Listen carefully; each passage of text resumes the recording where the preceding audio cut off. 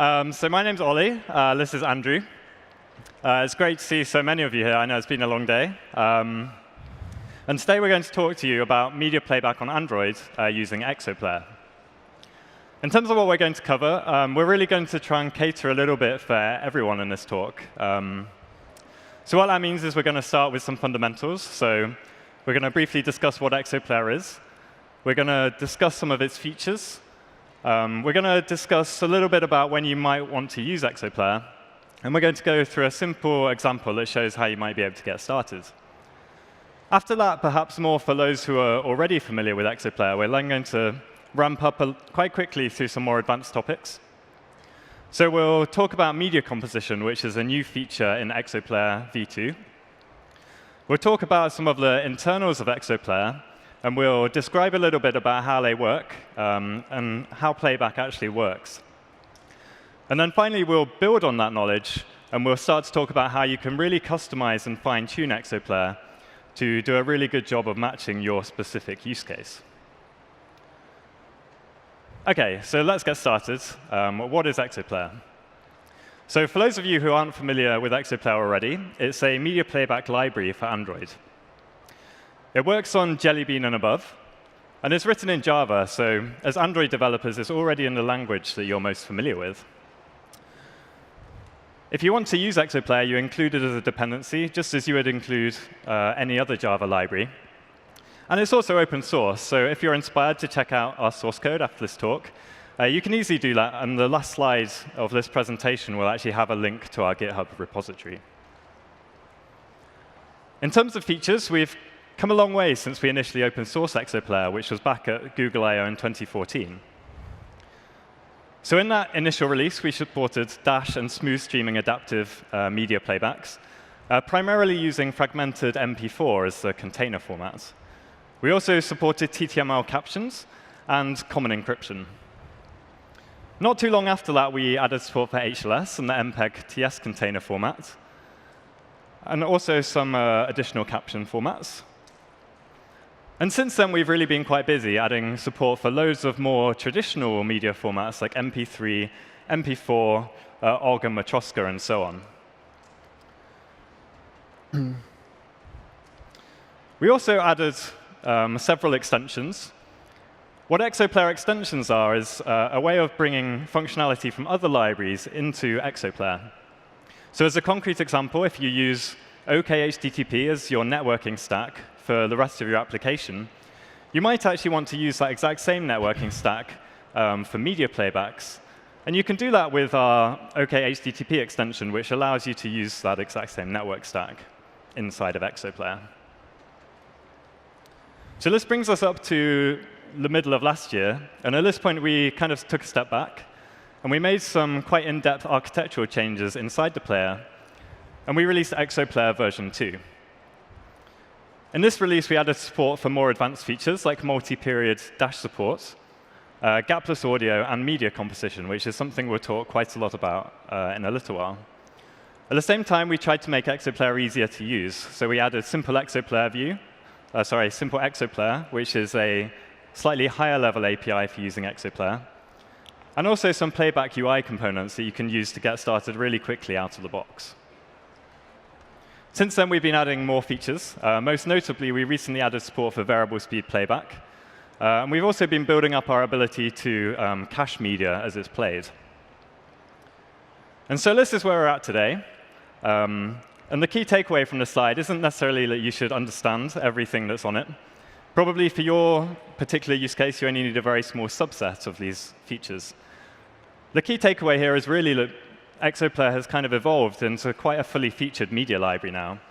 And so if you have a media playback use case for Android, probably ExoPlayer is going to support what you want to do. So now we know a bit about the feature set. Let's talk about when it might make sense to use ExoPlayer and when it might make sense to use the obvious alternative to ExoPlayer, which is Android's built-in media player API. So the first thing to note is that media player works all the way back to the beginning of Android. ExoPlayer is Jelly Bean and above only. This is far less of an issue than it used to be. And in fact, there's only around 2% of active Android devices still on earlier versions of Android.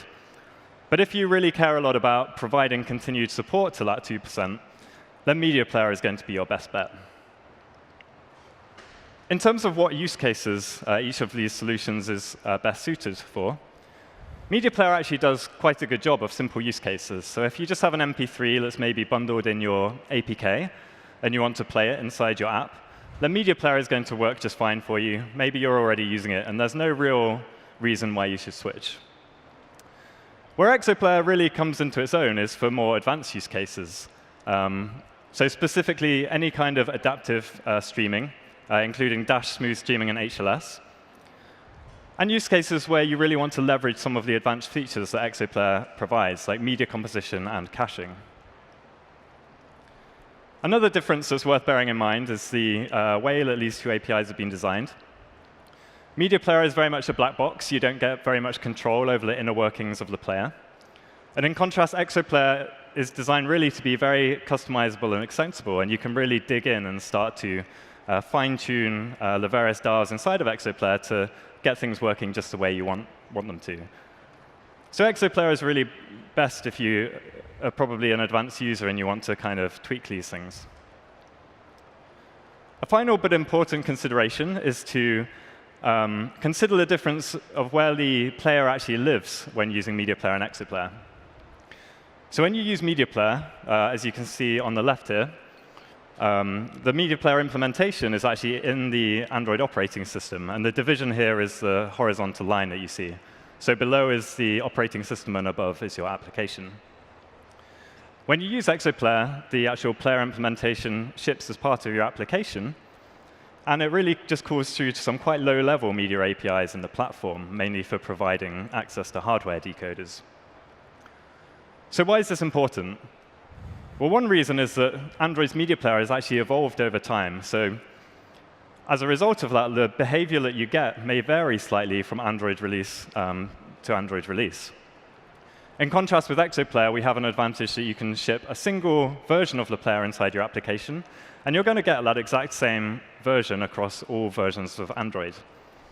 And this means that ExoPlayer is really better positioned to provide a very consistent experience. Another important benefit of this model is when we add a new feature, we can generally support all the way back to Jelly Bean with ExoPlayer, whereas a new feature in Media Player is only going to be available for subsequent releases of Android. An interesting example of these advantages is actually variable speed playback support. So this was supported in Media Player from Marshmallow. And recently, we added support in ExoPlayer. And because we didn't have any dependencies on new low-level media APIs or anything like that in the platform, we were able to add support all the way back to Jelly Bean. What we discovered next was that there was actually a bug in the playback rate and pitch adjustment implementation that affected both Media Player and ExoPlayer. And we were able to fix that bug again all the way back to Jelly Bean with ExoPlayer, and only in O and later for Media Player. So at this point, hopefully, you can see some of the benefits that ExoPlayer has. But you might be thinking that you would be more confident in using it if you knew that some people were using it already. And I'm happy to say that we actually use ExoPlayer very extensively in Google's own applications. So most notably YouTube, which is obviously a huge video streaming service, and also applications like Google Play Movies and Google Photos. And we've actually seen really strong adoption from the wider development community as well. So here are just some of the applications that, for some use or other, use ExoPlayer today. And it's not just a handful either. There are actually over 140,000 applications on Play Store today that are making use of ExoPlayer. If your app's one of these, then thank you very much for your adoption. And please keep sending us feedback. It's really important to us, and it actually does guide a lot of what we work on. So next up, we're going to dive into some code and show a simple example. And for that, I'm going to hand you over to Andrew. Hi, everyone. So let's imagine that you've got an existing app, and you'd like to add an MP4 player to that app. So just showing a simple video in your existing app. I'm going to go through the minimal changes that you would need to make to use ExoPlayer. So the first step is going to be to add a dependency on ExoPlayer. And there are two main options here.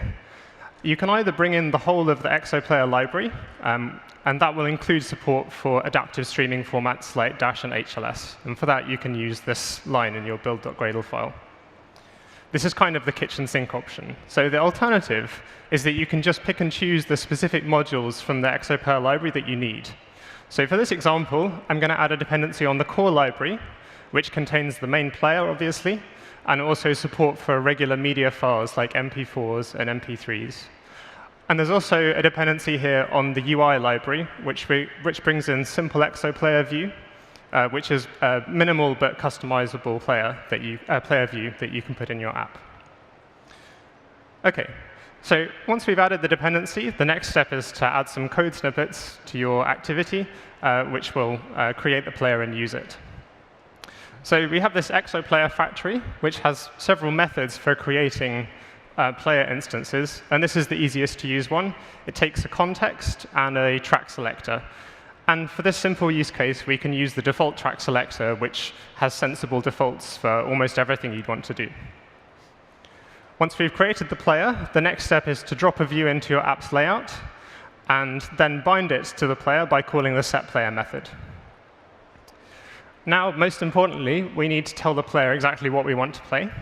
And for this, we're going to use a media source. In ExoPlayer, everything that you can play is a media source. It's responsible for loading the media and providing it to the player. So we're going to create an extractor media source, which has support for regular media files like MP4s, MP3s, and Matroska files, and so on. So you pass that to the prepare method, and then we call setPlayWhenReady to tell the player that as soon as buffering is completed and playback can begin, then playback should start.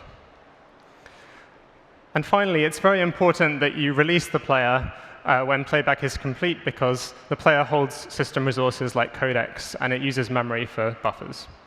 So these code snippets would generally go in activity lifecycle methods in your app. OK.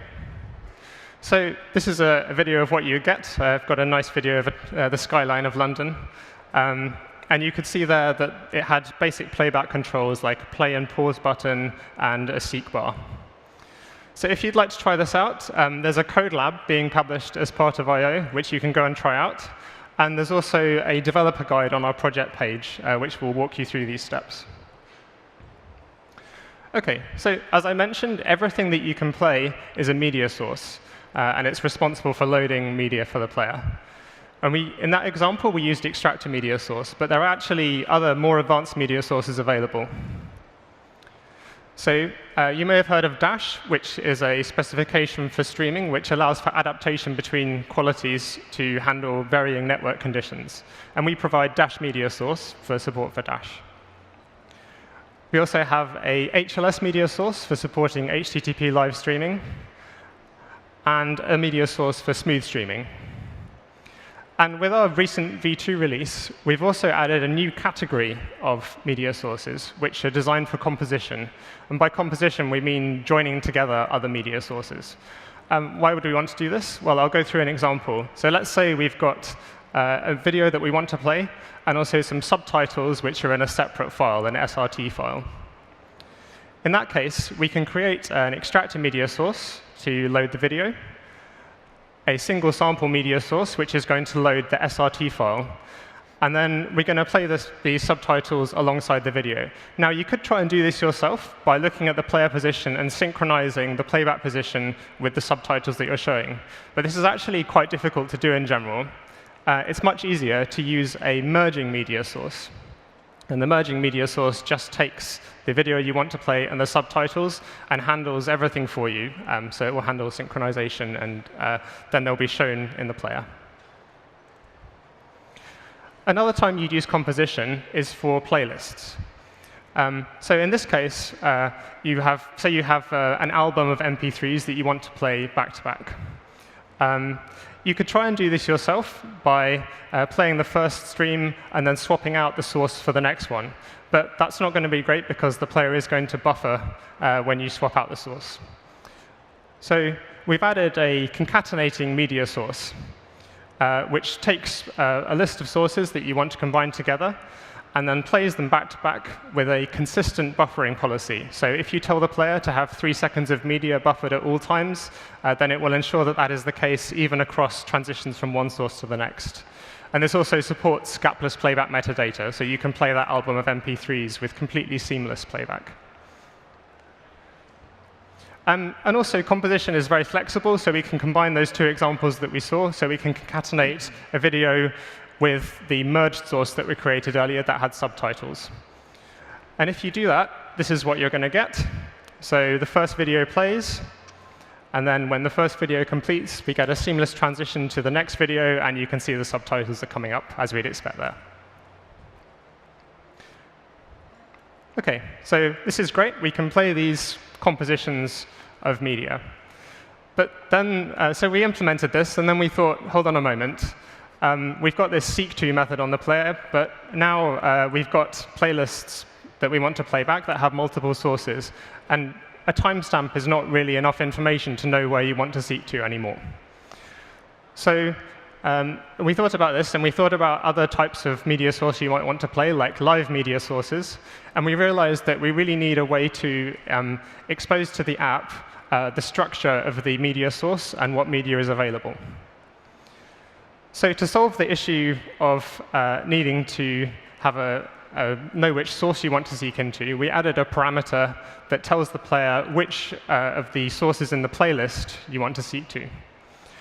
And then we thought we're going to need a description of the media available. So we added a new data structure called a timeline.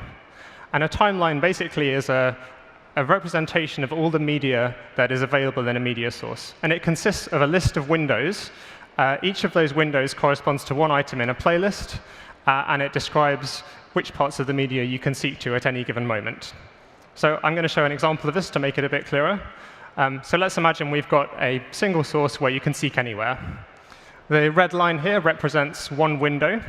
The dot at the left-hand side represents that the default start position for this media source is at 0. So when the player reaches this source, if it's in a concatenation, then it will go to time 0. And the window extends all the way to the duration of the media source. A more interesting case is if you concatenate two sources together. And in this case, you end up with a timeline that has two windows. And as you can see, for both windows, the start position is at the beginning of that source. What about if we have a live media source? Well, in this case, the timeline is actually dynamic. So as the live event progresses, more media is becoming available in the window. And you can see that the default position is tracking the live edge. And then when the live event completes, the default position snaps back to the beginning, so that this becomes a regular stream where playback begins at the beginning and you can seek to any position. And we can build on top of this to have concatenations of regular streams and live streams, and this works in the way you'd expect. So when you concatenate sources, you end up with a timeline that consists of the concatenation of the windows of those individual sources. So you'll see this timeline exposed in ExoPlayer's top-level API. You can get the current timeline. You can pass in a window index when you seek the player. So you can say, please seek to the second item in the playlist at a particular offset. And you can inspect details about these windows, like where the window starts and how long it is. OK, now back over to Ollie to talk a bit about the internals of the player.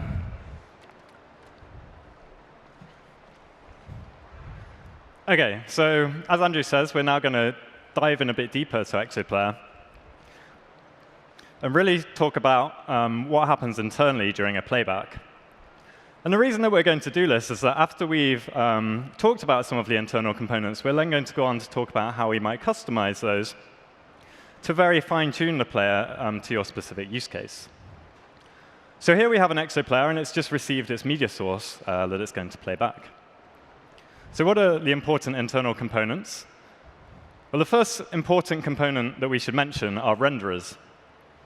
A renderer is responsible for rendering a single component of media. So a video renderer will decode and display just video, and an audio renderer similarly will decode and output just audio.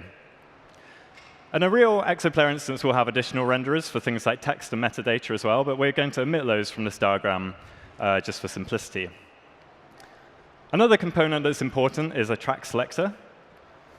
A media source may actually expose multiple tracks that could be played back by the player. Particularly if you have a Dash or HLS adaptive playback, the media source may actually expose multiple video streams at different resolutions, and maybe multiple audio languages as well. And it's the job of the track selector to select a subset of those tracks that should actually be buffered and played by the player. The last component that we need to talk about is a load control. A load control actually has two jobs. Its first job is to tell the media source whether it should be buffering at this point in time. And this is indicated in this diagram by the green dot on the left-hand side. Since we haven't started playback yet, we don't have anything buffered, and therefore it's green to represent that the media source should be buffering. Its second job is to tell the player when playback is actually allowed to start. This is represented by the right-hand side dot, and because we don't have any media yet, it's obviously too soon to start playback, and therefore it's red.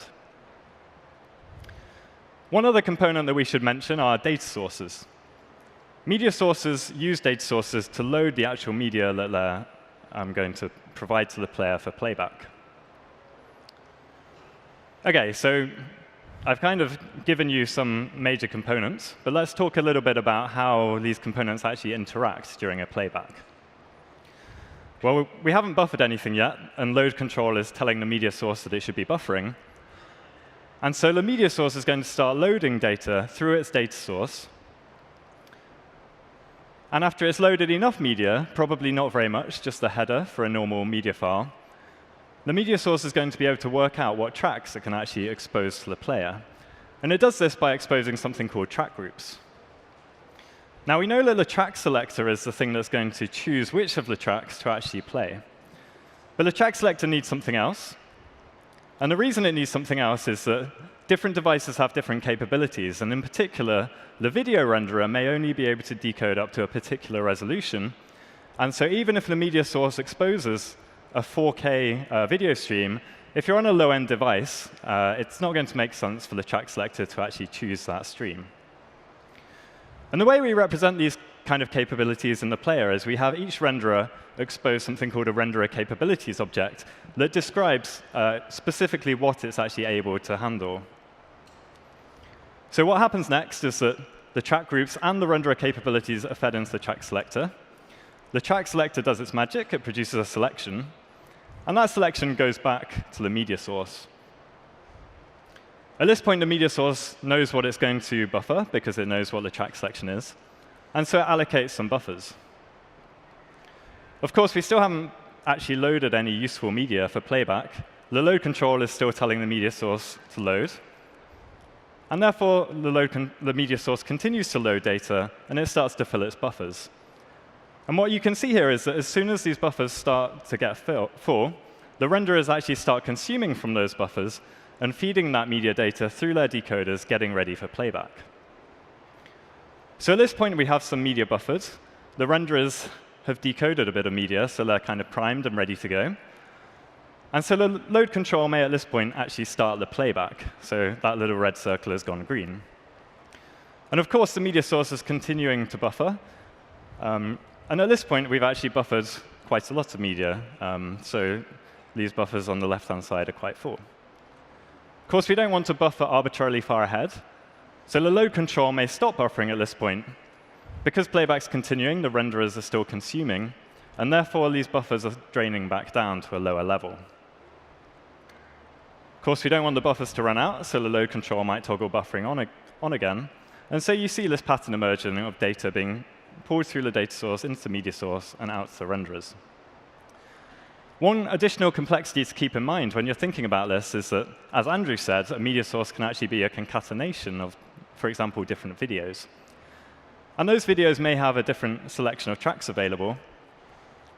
And so as this process is continuing, you may actually get additional track selections taking place at the same time. And so here we have the playback continuing. The buffers are filling up and draining down. And you see this pattern of data being intermittently read through the data source and continuously consumed by the renderers. OK, so now we know a bit about actually how the important components work during a playback. Let's talk a little bit about how we might customize those internal behaviors. So here is a code snippet that Andrew showed you earlier. We're creating an ExoPlayer with ExoPlayer Factory. But there are actually more complicated methods for creating an ExoPlayer. This is one of them, and you can see that what we're injecting into this player instance are exactly the components that we've just been talking about. So the renderers, a track selector, and a load control. And here we're just inserting default implementations. So let's look at how we might fine-tune the player by pulling one of those out. So we'll look at the load control, and here we're still using the default implementation. But we can actually pass some variables into the constructor to manipulate its behavior. So this default load control is saying that it wants between 15 and 30 seconds in the buffer, and it wants to start playback when there's 2.5 seconds buffered. So what does that look like in terms of wall clock time versus duration of media in the buffer? Well, the buffer starts to fill, and at 2.5 seconds, we allow playback to start, as indicated by the little orange dot. And the load control allows buffering to continue up until 30 seconds. Buffering will then be turned off for a while, and the media source buffers will drain down to 15 seconds, which is the lower limit. And buffering would then turn on again, and so you get this kind of sawtooth pattern in terms of buffering behavior. So at this point, it's probably quite clear that you can start to really influence this behavior. So you could change this number from 15 to 25 if you're not comfortable with allowing a buffer to drain that low. And because we understand how default load control works, we can show the new graph. So here, the buffer is kept more full at all points during the playback, and buffering is toggled on and off far more frequently. We could also decide we might want to be more conservative about when we allow playback to start. So we bump up the value from 2.5 seconds to 10 seconds. And again, we can understand the difference in terms of this graph. We can now take our modified default load control and inject it back into the player. OK, so what if default load control just isn't flexible enough for the actual buffering policy that you want? Well, you can go further, and you can just implement your own load control from scratch. So one of the methods that you have to implement if you do this is called shouldContinueLoading. It returns a Boolean. It's polled during playback. And this is exactly the method that's actually controlling whether the media source buffers or not. And you could implement all kinds of behaviors and logics in your own implementation. You can do similar things with the track selector as well. So in this case, we can actually get some parameters. And we can start manipulating the way the default track selector actually chooses its tracks. So here, we're limiting the video tracks to SD, so 480p. And you might want to do this if you know that your user is on a metered mobile connection. And even if they have really great bandwidth, you probably don't want to use all of their data very quickly. So you might want to keep a cap on the quality that you deliver. Similarly, if you know that your user is German, you might select a preferred audio language for the case where there are multiple audio tracks exposed by the media source. And you can set these modified parameters back on the selector to actually activate this new behavior. Again, if the default implementation of track selector isn't suitable, you can go a step further and implement your own track selector. One of the methods you need to implement if you do this is select tracks. And hopefully, you can map the signature of this method back to the diagram we saw earlier. It's receiving the capabilities from the renderers and the track groups from the media source, and it's generating a selection. And of course, the same tricks can be applied for the renderers as well. Implementing your own video renderer from scratch is a pretty advanced customization, but you could do it if you really wanted to, and you kind of have a good handle on exactly what you have to do to achieve that. And you could extend default renderers factory, override the build video renderers method, and actually inject your own video renderer into the player instead of the default that would normally be created. OK, great. So hopefully, you can see a pattern emerging in each of the examples of customization that Ollie talked about.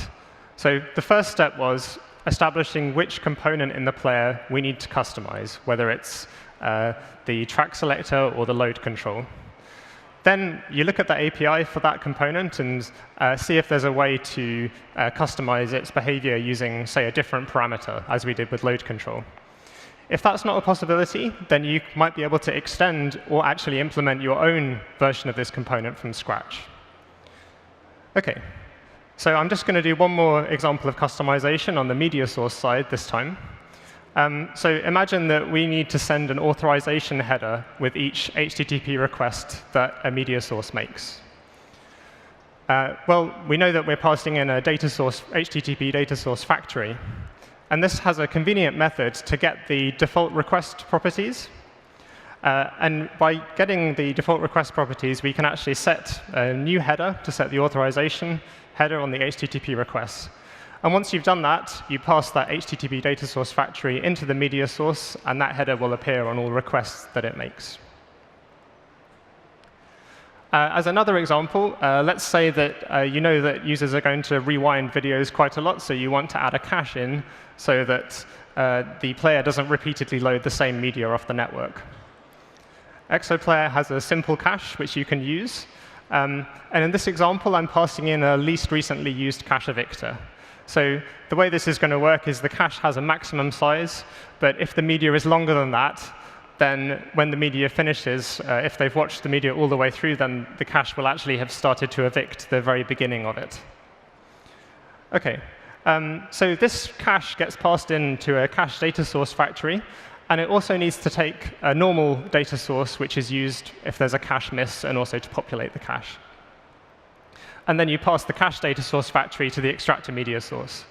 So hopefully, to make this a little bit clearer, let's see how it fits in with the player architecture we saw earlier. This cache is actually going to sit between the media source and the HTTP data source. And when the media source requests data, it's first going to look it up in the cache. If there's a cache miss, then it's going to go to the network and use the HTTP data source. Then on the way, when that request is satisfied, it's going to come back and fill in the cache, so that next time the media source requests the same chunk, then hopefully it's going to be in the cache. OK, so we talked about how the kind of extreme case of customization is providing a media source or whatever that you've implemented yourself. So I'm going to go through an example of doing that. Let's say that you've got an app where you're showing some content, but now you want to monetize that content by showing ads alongside it.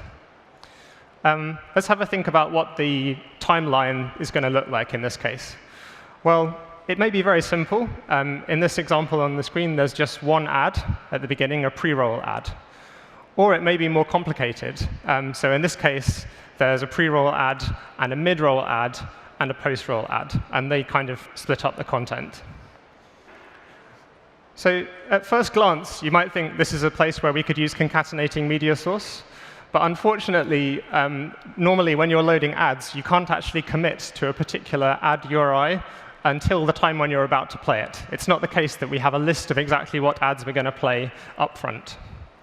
So let's see what would happen if we try to use just one player with conventional media sources to play these ads.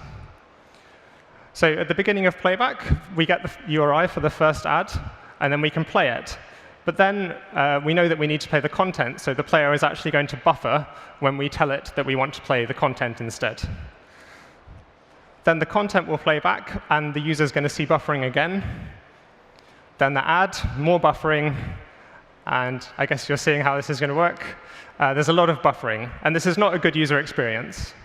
So one way that people try to work around this is they will try and use two players. And the idea is that one player is going to play what's on the screen at the moment, while the other player is in the background buffering whatever is coming up next. So when as soon as the ad URI arrives, you can populate the background player and hopefully get some data buffered before playback begins. And in this case, playback will switch in between the ad and the content. But this solution also has its drawbacks. These two players are both going to use up memory for buffering, and they may even both be using codecs at the same time. So that's not very good. And also, this is just very difficult to implement correctly if you've ever tried doing this. So we thought about implementing a media source that's specifically designed for ads. And this media source is implemented in a slightly similar way to the concatenating media source, except that it has these playlist items which are not populated, and those are represented by the question marks. Those are going to get filled in with the ads as soon as they arrive. OK, so let's see what playback would look like with this hypothetical media source. Playback begins, and we get the first ad. Then the content plays. Hopefully, we get the next ad a little bit early. And that placeholder is filled in the timeline. And if this works well, then the user is actually not going to see any buffering during playback. So as a real practical example of this, Google provides the Interactive Media Ads SDK. You may have heard of it. And we're using that for loading ads in this IMA ads media source. And as you can see, the arrow kind of highlights when the ad is loaded from IMA. And the media source is wrapping IMA, so the player doesn't need to worry about any details of how ads are actually loaded. And in this timeline, you get seamless transitions between content and ads. So we've actually pushed this to our development branch today if you want an early preview, if you want to try inserting ads in your content. It's very easy to use. So you take your content media source, and you pass it into the constructor of an IMA ads media source, along with an ad tag URI, which defines what ad playlist to load. And it also takes an overlay view group, which interactive media ads will use to show any ad user interface on top of your player, like a skip button, for example. OK, here's what you get if you try doing this. So you can see the pre-roll ad is playing. And then when the ad finishes, we get a pretty seamless transition between the ad into the content. And you can see that our playback controls have support for showing little ad markers so the user can see where the mid-roll ads are. And during this playback, there's a consistent buffering policy being applied at all times. OK, now back to Ollie to talk about some of our future plans. OK, so before we leave you, I just want to say a little bit about the direction in which ExoPlayer is headed. Just to caveat this is no way a promise. And we're not going to put timelines on anything. But in terms of the kind of things that we're going to be looking at over the next 6 months to a year, we're going to continue to fill in the remaining feature gaps that we have in terms of becoming a really complete media playback library. One specific thing here that we know is causing a lot of you problems is proper support for offline. So this is where you actually download media to play back later. And so you can expect us to start building up support for offline during the next 6 months to a year. We're also going to continue to work on performance enhancements. And by that, I mean things like maintaining decoder instances from the platform from one playback to the next. Because releasing and reinstantiating those decoders, as we do now, can be quite expensive. Another aspect of performance that we intend to look at is improved adaptive track selections for Dash and HLS and smooth streaming adaptive playbacks, and also more advanced buffering policies.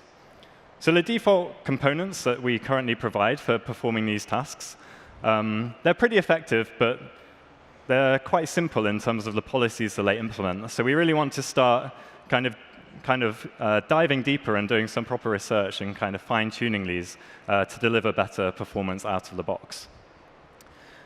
And finally, we know that the ExoPlayer API is very large and that it can be daunting to get started with and to figure out exactly where you need to dive in if you want to customize something. So we're going to work on some better documentation as well, probably starting with documenting some of the internal components that the player is using, as we described earlier. In terms of what you can do next with ExoPlayer whilst you're here, we have office hours tomorrow over in the office hours box at 9:30 in the morning. So if you have any questions for us, then please do come along, and we'd be more than happy to have a chat and to answer them. If you want to go and check out our source code, the GitHub repository is public, and you can go and have a look. And we also have a homepage, which includes a developer guide that will help you get started. And it also has various pieces of documentation, such as supported formats. And with that, I'd like to just thank you all for coming. We unfortunately don't have time for questions now, but we will probably be just down in the corner afterwards. And as I said, if you do have questions that we can't answer now, please do come along tomorrow morning, and we'd be happy to answer them. So thank you very much for your time.